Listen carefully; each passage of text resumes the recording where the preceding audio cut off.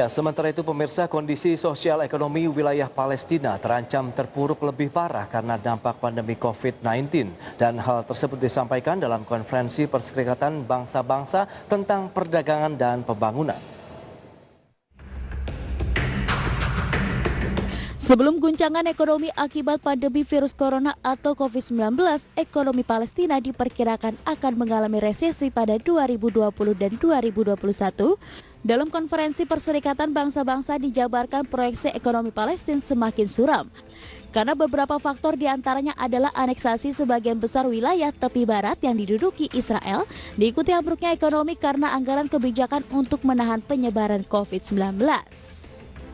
Aliran dana bantuan untuk sektor lain menjadi tersendat karena para donor ditekan secara finansial untuk atasi pandemi virus corona.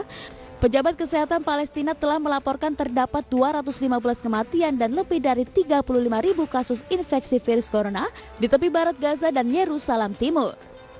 Wilayah Palestina yang diduduki diikat ke dalam serikat pabean yang memungkinkan Israel mengontrol sekitar 2/3 dari pendapatan pajak Palestina.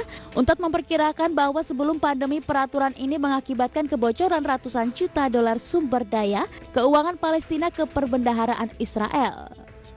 Kebocoran itu setara dengan sekitar 3,7% dari hasil ekonomi tahunan Palestina yang diukur dengan produk domestik bruto atau 17,8% dari total penerimaan pajak. Kerugian yang sudah substansial ini diperburuk oleh tingkat pengangguran, tingkat depresi yang mencapai 33% pada 2019.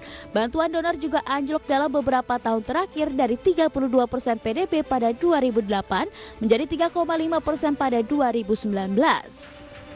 Tahun ini saat pandemi melanda ekonomi di seluruh dunia, dukungan donor diperkirakan turun menjadi 266 juta dolar Amerika Serikat. Hal tersebut termasuk terendah dalam lebih dari 1 dekade. Berbagai sumber IDX.